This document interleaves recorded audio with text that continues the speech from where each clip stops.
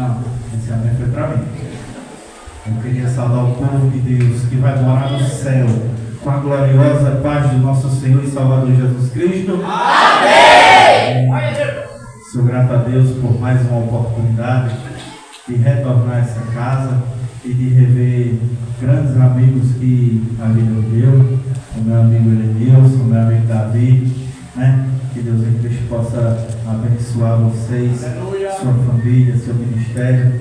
Antes de tudo, eu queria agradecer essa oportunidade de estar nessa casa e mais uma vez trazer a santa palavra de Deus. Agradecer ao pastor Reginaldo que nos confiou a sua santa tribuna. Agradecer também à irmã Rosiane e à irmã Fernanda, que são líderes do departamento. Muito obrigado por lembrar do nosso nome. Amém? Vamos abrir as nossas Bíblias no livro de 2 Coríntios, capítulo de número 3, e o versículo é o versículo de número 18. Livro de 2 Coríntios, capítulo de número 3, e o versículo é o versículo de número 18. Quantos encontraram? Digo amém. Amém. A tradução da minha Bíblia é um pouco diferente, mas o texto e o contexto é o mesmo, para meus irmãos. Na minha tradução vai dizer assim: portanto, todos nós, dos quais o véu foi removido, podemos ver e refletir a glória do Senhor. E o Senhor, que é Espírito, nos transforma gradativamente a sua imagem gloriosa, deixando-nos cada vez mais parecidos com Ele. Amém? Podem tomar os seus assentos, em nome de Jesus. Eu prometo que eu vou ser bem breve naquilo que Deus Ele colocou no meu coração, mas eu não posso deixar de falar de algo que por causa disso nós estamos aqui nessa noite. É uma promessa. E que promessa é essa, presbítero Denilson?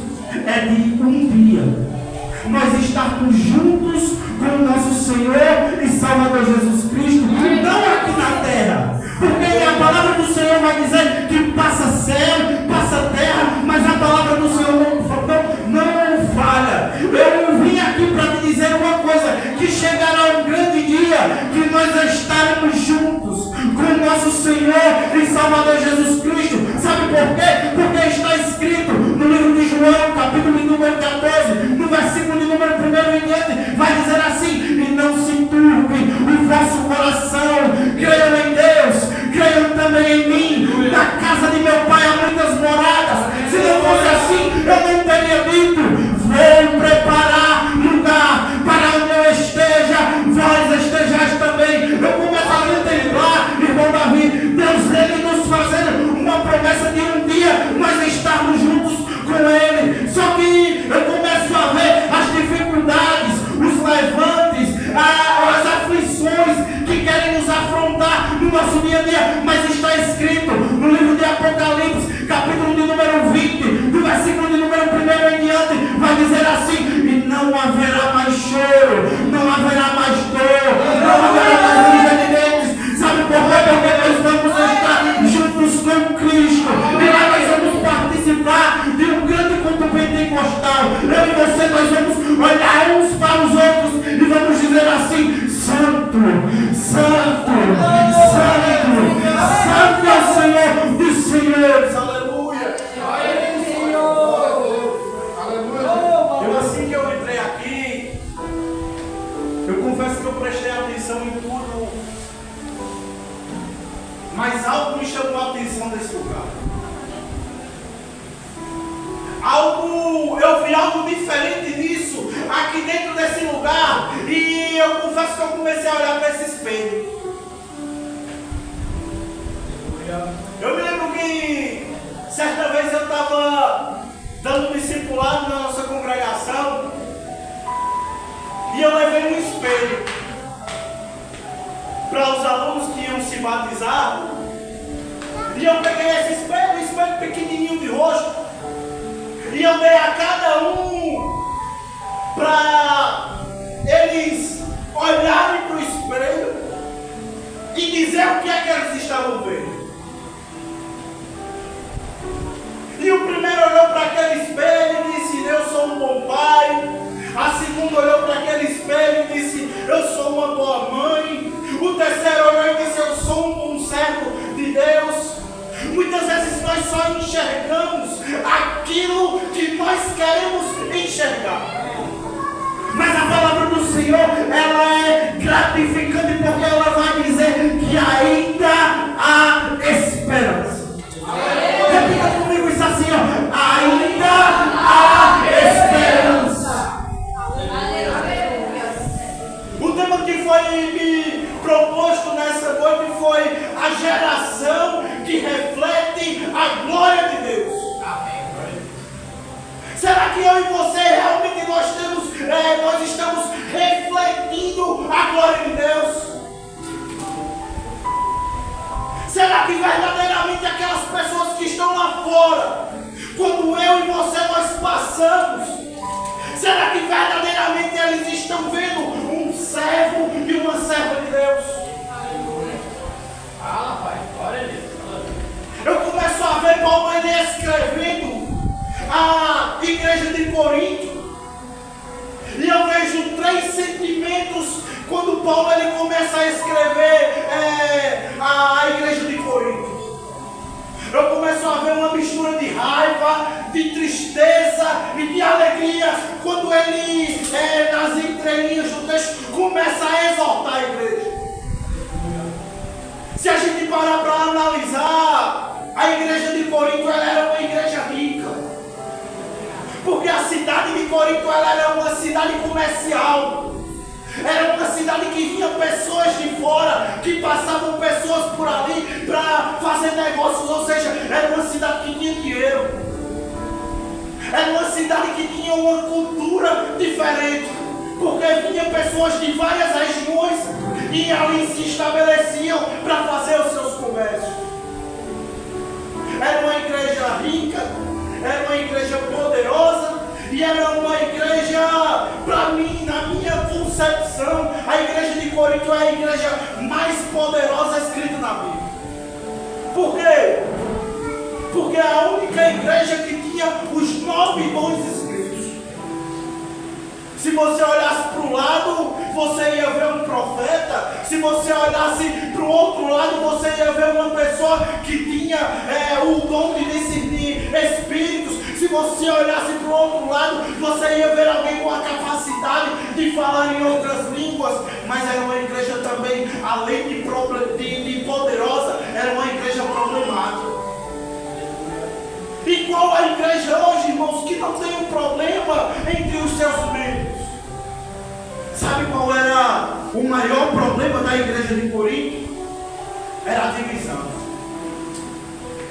Porque no livro de Coríntios, no capítulo de número, no 1 Coríntios, capítulo de número 2 em diante, a Bíblia vai nos dizer que uns olhavam e diziam assim: eu sigo a Paulo. Outros diziam: eu sigo a Apolo. Outros até diziam assim: eu sigo a Pedro, eu sigo a Paulo, eu sigo a João. Eu começo a ver o apóstolo Paulo ele olhando e escrevendo e dizendo assim: acaso Cristo ele foi dividido? Acaso Cristo ele foi pregado numa cruz do madeiro para que eu e você nós pudéssemos estar aqui nessa noite? Foi dividido. Aleluia. Cristo ele morreu numa cruz para que nós tivéssemos o direito de ser chamados de filhos. Eu e você nós não somos mais servos, eu e você nós somos filhos. E Cristo ele é nosso Pai. E qual é o pai que quer algo de ruim para o seu filho? Eu começo a contemplar, irmão Deus ele olhando para a terra, olhando para a igreja de Corinto, vendo todos esses problemas, e ele ainda continua dizendo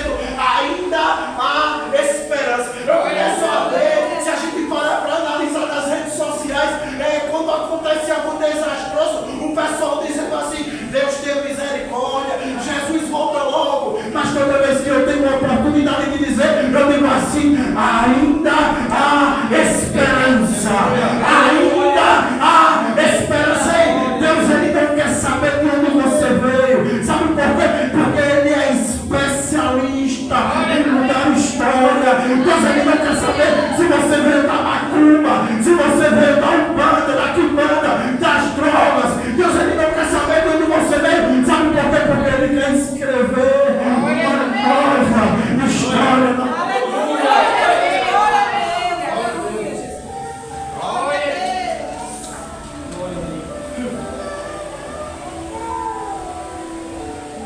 no livro de Lucas, capítulo de número 1, versículo de número 37, a Bíblia vai nos dizer que, pois para Deus nada é impossível. Nessa noite eu quero aqui te convidar a você entregar o seu problema a Deus. Qual é o deserto nessa noite que você está passando? Qual é a dificuldade nessa noite, nesse momento que você está passando? Se você estiver pensando em desistir, eu vou te dizer uma coisa, mediante a palavra de Deus, não pare, continue, não pare, continue. Sabe por quê? Porque está escrito no livro de Lucas, capítulo 1, o versículo de número 80, e o menino crescia em sabedoria, em estatura e em espírito no meio do deserto. Ei, esse deserto ao qual você está passando nessa noite, eu vim aqui para te dizer uma coisa, que não é para você morrer. Esse deserto que você está passando não é para você ficar destruído, ficar no chão, ficar cabisbaixo. Não, não, não, não. É para você crescer. É Deus Ele fazendo você criar estrutura. Sabe por quê? Porque Deus Ele quer você na obra. Mas Ele não quer você na obra de qualquer jeito. Ele quer você estruturado. Ele quer você forte. Ele quer você instruído na palavra.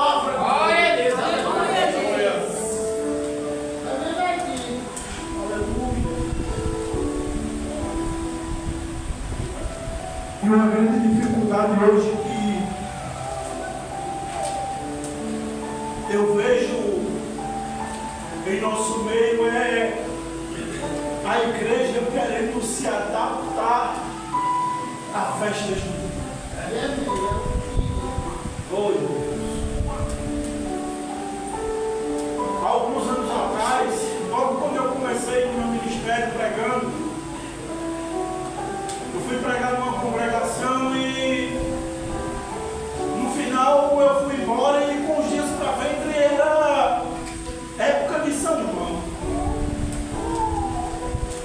Quando eu olhei no Instagram da igreja, tinha lá um cartaz dizendo assim, sem João com Cristo. Tinha a barraca do beijo, os irmãos de chapéu de palha, as irmãs de blusa quadriculada. Não é para rir não, irmãos, é sério mesmo. A igreja se adaptando a festas mundanas para trazer pessoas para dentro da igreja.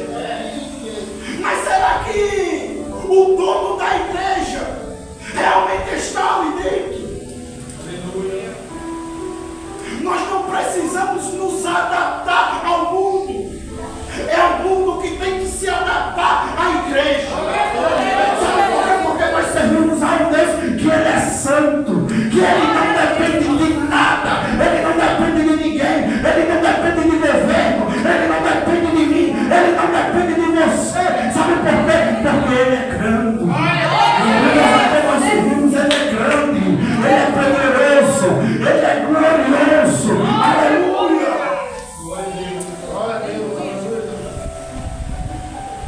No livro de Romanos, capítulo de número 12, o versículo 1 e o versículo 2, a Bíblia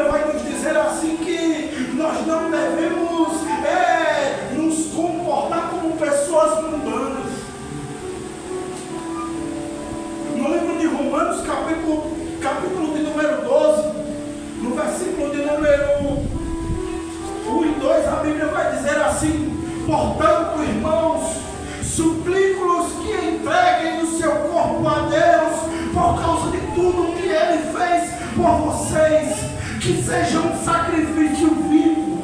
Aleluia. Que seja um sacrifício vivo e santo, do tipo a qual Deus considera agradável. Essa é a verdadeira forma de agradá-lo. Versículo de número 2: não imitem o comportamento e os costumes deste mundo. Não deixem que eu os transforme por meio da mudança e nem o seu modo de pensar, a fim que vocês experimentem a boa, perfeita e agradável vontade de Deus. Quantos aqui nessa noite estão dispostos a viver a boa, a perfeita e a vontade agradável de Deus? Glorioso é teu nome. Eu começo a ver a igreja em Roma tentando se adaptar às coisas que elas viam no seu tempo. E eu começo a ver esses bebês, eu começo a ver esses jovens e essas jovens que estão aqui, e nesse momento, como é difícil nós permanecermos fiéis a Deus. Vem seta de um lado, vem seta de outro, vem tentações do lado, tentações do outro, mas eu e você, nós temos que permanecer firmes. Sabe por quê? Porque nós não somos daqui. E a Bíblia vai dizer assim, ó, no livro de 1 Coríntios, capítulo de número 2, versículo de número 9: aquilo que o olho não viu, aquilo que ainda não desceu ao coração do homem, aquilo que o homem nenhum sequer jamais contemplou, é o que Deus ele tem preparado para mim e para você. Esses dias eu estava conversando com a minha sobrinha, ela tem uns 15 anos mais ou menos, e eu olhei para ela e disse assim: Gabriela, se você tivesse a oportunidade de conhecer qualquer lugar, qual lugar você conheceria? Aí ela olhou para mim e disse: eu ia conhecer as Ilhas Maldivas. Por quê? Ela fez, porque lá as praias são muito lindas, a água é cristalina, a areia é bem branquinha, é um lugar muito maravilhoso. Na mesma hora Deus ele bradou dentro de mim e disse assim: o que eu tenho preparado para o povo que me segue. Aleluia, aleluia. Não chega nem aos pés das Ilhas Maldivas, não chega nem aos pés da Cidade de Luz, que é chamada para luz, não chega aos pés de nenhum lugar da terra. Sabe por quê? Porque lá nós não vamos precisar de luz, porque a luz é Ele. Lá nós não vamos precisar, se nós tivermos fome, eu e você nós vamos ter o direito de comer do fruto da árvore da vida. Eu e você, se nós tivermos sede, nós vamos ter direito de tomar no rio da água da vida. E eu começo a me perguntar: será que verdadeiramente eu estou fazendo a coisa certa? Será que verdadeiramente eu estou servindo a Deus para me refletir a sua glória? Para me refletir a Cristo? Eu começo a observar o apóstolo Paulo, ele na igreja de Éfeso, escrevendo no capítulo de número 3, no versículo de número 14, ele dizendo assim: e por essa causa eu me ponho de joelhos e oro ao Pai.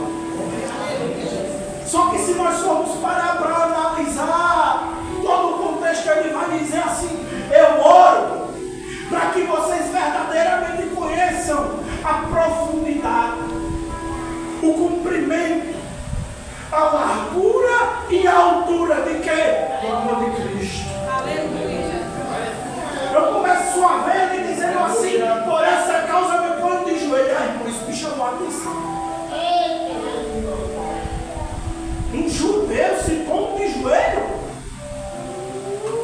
Para quem não conhece, naquela época, se um judeu ele se colocasse de joelho, era um sinal de humilhação.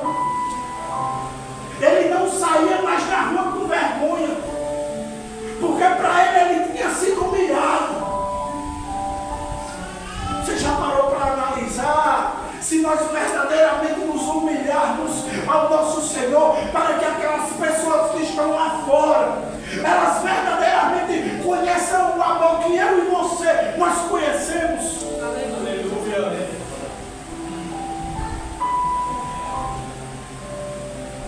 São João está chegando aí, nosso ano. Tem um lugar lá que se chama Campinho da Bênção. Oi, irmão, não vão para ali não. Sabe por que não vão para ali? Porque não se pode uma fonte jorrar dois tipos de água. Aleluia. Ou você é santo, ou você é profano. Ou você serve, ou você não serve. Está na hora de nós entendermos verdadeiramente o significado desse congresso, que é refletir a glória de Deus. Será que as pessoas lá fora estão olhando para mim, para você e dizendo assim, ali verdadeiramente vai um homem e uma mulher de Deus?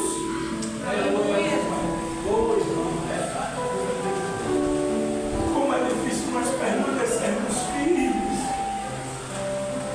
naquilo que Deus ele tem preparado para nós. Esses dias eu estava em casa e eu estava mexendo no Instagram, que um menino que ela andava comigo, o nome dele é Pedro, me empregava divinamente bem, cantava então.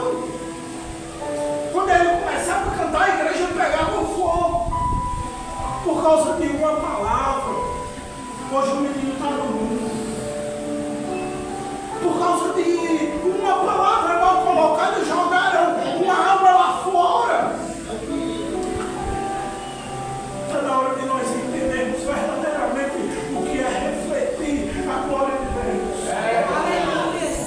Está na hora de nós entendermos que nós somos servos não para apontar, não para julgar, mas sim para acolher, para amar, para aquelas pessoas que estão lá fora, que dizem assim, ali não tem mais jeito, ali não tem mais salvação. Ei, ainda há esperança. Sabe por que eu digo que ainda há esperança? Porque minha avó, 42 anos, dentro de um terreiro de macumba, consagrada, não podia ver uma lata de cachaça que bebia, e quando bebia se manifestava, rodava, pulava, batia palma, se consagrando a demônios. E hoje eu entro dentro de uma congregação, Assembleia de Deus, e eu vejo ela dobrando os joelhos. A esperança.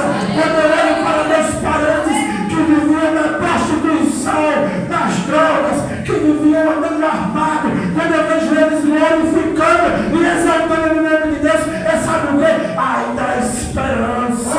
Ainda há esperança. Ai, irmãos, quantas e quantas vezes eu virei à noite usando droga, quantas e quantas vezes eu virei à noite bebendo, em prostituição, quantas e quantas vezes, meu irmão, esse aqui, ó, não foi me buscar onde eu estava, dirigindo o carro para mim, porque eu não aguentava dirigir o carro. Glória a Deus. Sabe o que é isso? Ainda há esperança. Ainda há esperança. Até a minha própria família olhava para mim e dizia, aí não tem mais jeito não, aí tem dois caminhos, ou é cadeia ou é caixão, mas eu vim aqui pregar um Deus que é o terceiro caminho, é o caminho, é a verdade e é a vida. E quem vai ao Pai, se não por Ele.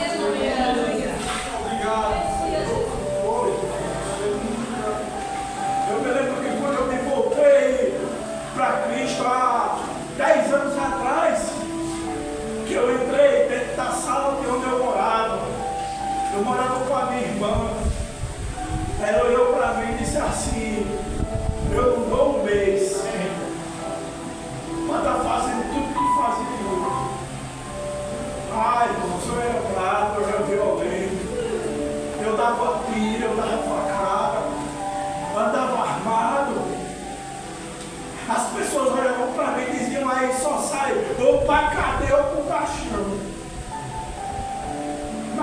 conheço um Deus que Ele é especialista em mudar a história. Assim como Ele mudou a minha história, Ele pode mudar a história de muitos por aí. Quantas pessoas me viam, atravessavam para o outro lado da rua porque viam eu armado. Quantas pessoas atravessavam para o outro lado da rua e eu afastado do Evangelho 10 anos. Esperando muitas vezes só o Jesus que ama. Ei, Jesus, Ele quer mudar a tua história. E ninguém viu. Certa noite eu comecei a beber e comecei a me drogar. Peguei 25 gramas de crack. Fumei a noite todinha. Quando foi 5 horas da manhã, o meu corpo ele já não aguentava mais. De tanta droga que tinha no meu sistema nervoso, e eu comecei a vomitar. Eu acendi um cigarro e vomitava. Eu acendi um cigarro e vomitava. 5 horas da manhã. Eu não aguentei e olhei para o céu. E disse, meu Deus, até quando eu vou ficar numa situação dessa? Quantas pessoas nesse momento que nós estamos aqui reunidos, quantas pessoas nesse momento estão dizendo, Senhor, até quando? Quantas pessoas nesse momento estão nos hospitais dizendo assim, Senhor, me dá mais uma chance. Senhor, me dá mais uma oportunidade. E muitos não vão ter essa segunda chance. Nós temos que entender que nós somos missionários de um evangelho que muda história. Nós temos que entender que nós somos missionários de um evangelho que muda a capacidade visual das pessoas. Às vezes eu passo ali na Praça Clementino Procópio, na Avenida Canal, e o que a gente vai ver é usuário de droga no meio da rua. As pessoas veem como noiados. Eu vejo como futuros missionários. Eu vejo como futuros pastores. Eu vejo como futuros cantores. Eu vejo como futuros levitas que carregarão a presença de Deus. Mas para isso acontecer, essas pessoas precisam primeiramente de Deus, mas precisam de mim e de você. Precisa que nós nos disponibilizamos a dizer assim, irmão, Jesus te ama. Não, mas Jesus não quer um cabo que nem eu, não, nem quer. Sabe por quê? Porque Jesus ele me quis. Se Jesus ele mudou a minha história, ele também pode mudar a sua.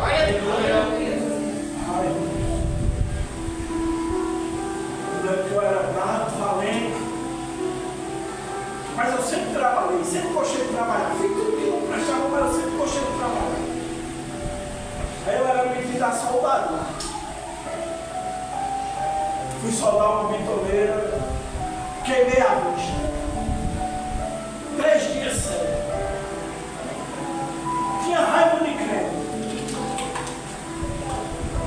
Aí Deus ele mandou um abençoado 3 dias dentro da minha casa. Eu ficava dentro do quarto e ele pregando para minha irmã na sala. E nesses 3 dias eu cego, eu dentro do quarto e ele pregando para minha irmã na sala. Eu me lembro que no 3º dia que ele chegou lá em casa de manhã, que quando ele começou a pregar, que eu olhei para ele, que eu saí de dentro do quarto e olhei para ele, ele olhou para mim e se assustou. Ele falou comigo, eu dei bom dia. Ele fez, senta aí um pouquinho para escutar a palavra.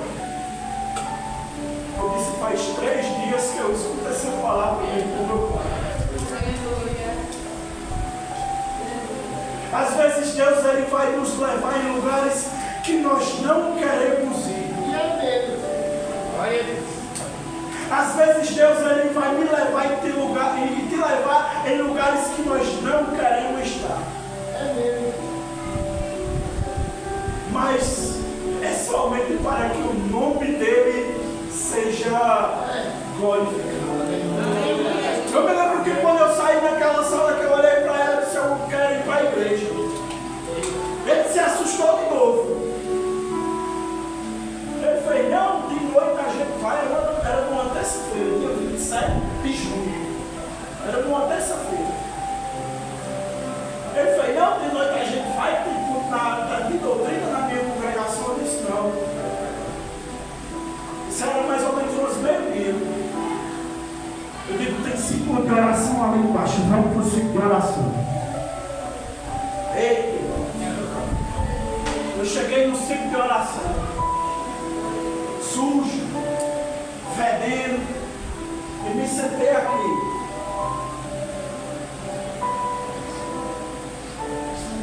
Quando eu me sentei, as pessoas que estavam do meu lado saíram de perto de mim.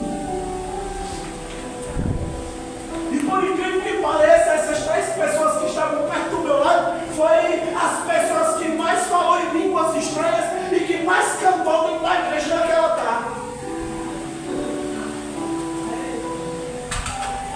Nem a pessoa que me levou sentou perto de mim. E foi tendo as oportunidades, e teve a pregação, e terminou o culto. E eu fiquei olhando assim, eu digo, Chico, não vou chamar ninguém para ir lá para frente para aceitar Jesus, não. Chamaram não. Encerraram o culto. Foi todo mundo embora. E eu fiquei lá sentado. Só que naquele momento não foi eu que gritei, quem gritou foi a minha alma. Eu disse, ei, irmã, eu quero aceitar Jesus. A irmã olhou assim e fez, se quer aceitar Jesus, eu não quero. Ela fez, vem aqui que eu vou orar por você. Só ficou eu, ela e a pessoa que me levou. Todo mundo já tem. Esse é o evangelho que nós estamos vivendo. É um evangelho superficial. É um evangelho que, se você estiver bem, é que você tem uma casa própria, que você tem um carro, que você tem um bom emprego, que você está bem de saúde. Mas o evangelho que eu sigo e que eu sirvo é dizendo assim, ó, se você quiser ganhar a sua vida, você perderá. A primeira coisa que quando nós aceitamos a Cristo, nós não ganhamos. Nós perdemos.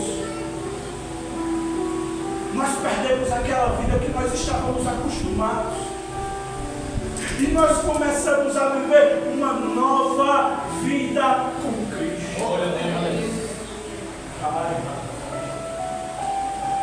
Quantas e quantas vezes a minha família olhou para mim e disse, aí não dura muito não. Para a honra e glória de Jesus já faz 10 anos.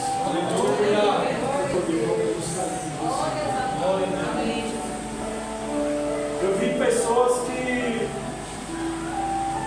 eu cheguei dentro da casa delas, elas olharam para mim e disseram, não se esconda atrás da Bíblia.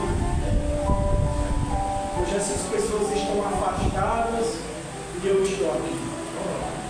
Só que eu não glorifico a Deus por isso, por eles estarem afastados.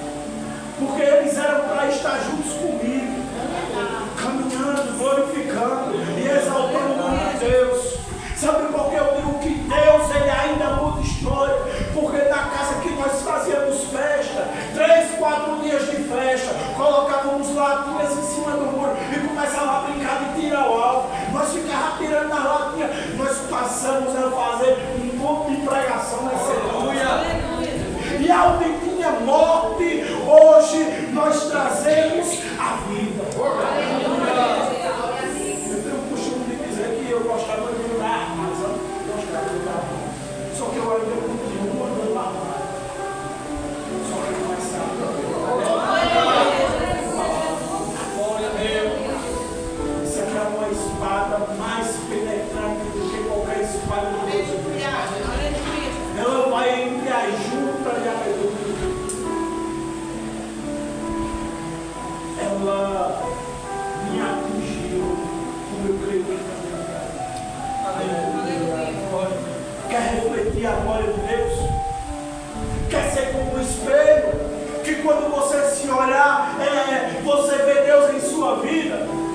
Então está na hora de nós mudarmos o nosso jeito de viver, o nosso jeito de pensar e agirmos como filhos de Deus. Olha e dizer assim: ei, Jesus te ama, Jesus ele mudou a minha história e ele vai mudar a tua história também, assim como ele mudou a minha.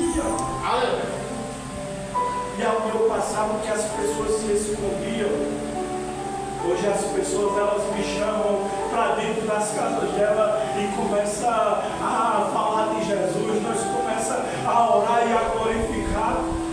Esses dias foi pregar lá onde eu congregava, lá na Assembleia de Deus Casa de Davi, e é só Jesus que faz um negócio desse.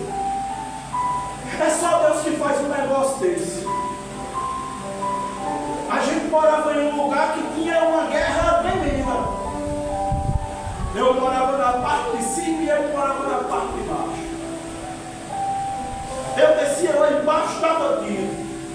Ele subia lá em cima, dava tiro.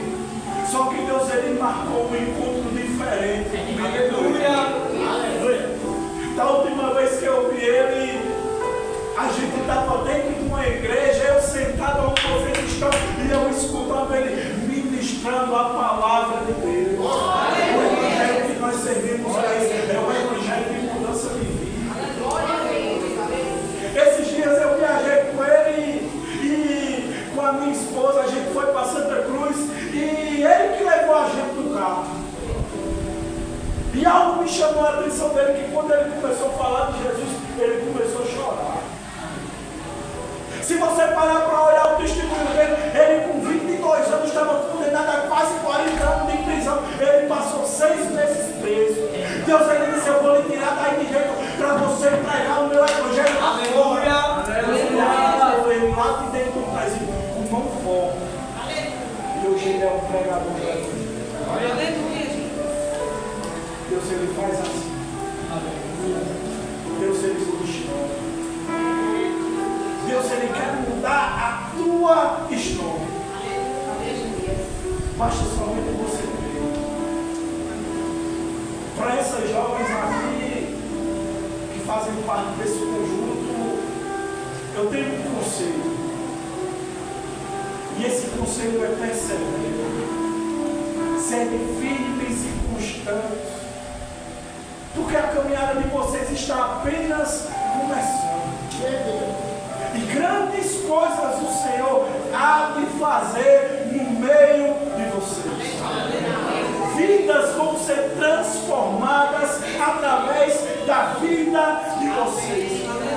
Muitas pessoas olham e dizem: não, mas é gesto. Sim, mas através da vida de vocês, fazendo gestos, é quebrado correntes, é quebrado maldições, é quebrado encantos, feitiços, é quebrado encantamento. Aleluia!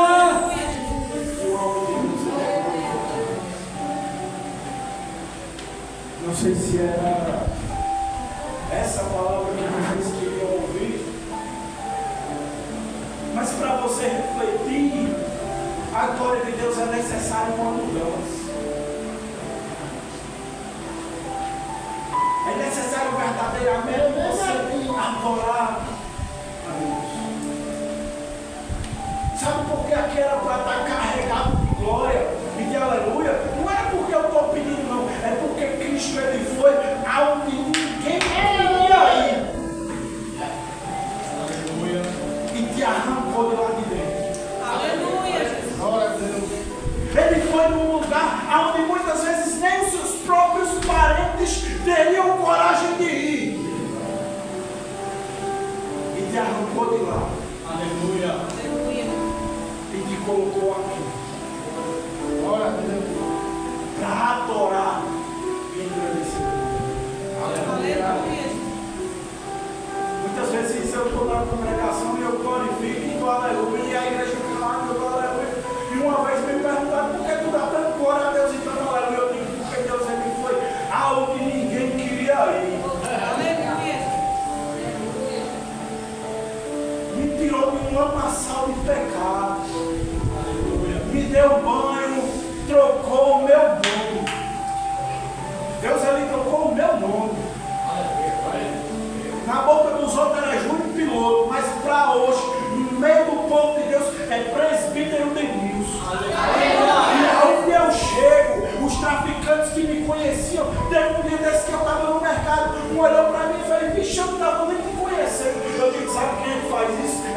Jesus. E Ele quer fazer na tua história também. Aleluia, Jesus. Aleluia. Esse é o Deus aproximado. Eu vou agradecer por essa rica oportunidade que foi de faculdade, Dizendo assim: persevere, continue. Pode vir a adversidade que vier, tenha uma convicção de uma coisa: que o Deus que nós servimos, Ele é maior que qualquer coisa. Eu creio. Oh Deus maravilhoso. O Deus que nós servimos, Ele é dono de tudo e de todos. Aleluia. E a situação que você está passando, se não for pela vontade dele, é pela permissão dele. Mas pode ter certeza de uma coisa: é para que o nome de Deus ele seja glorificado. Eu vou agradecer por essa oportunidade. Que Deus em Cristo abençoe a todos em nome de Jesus.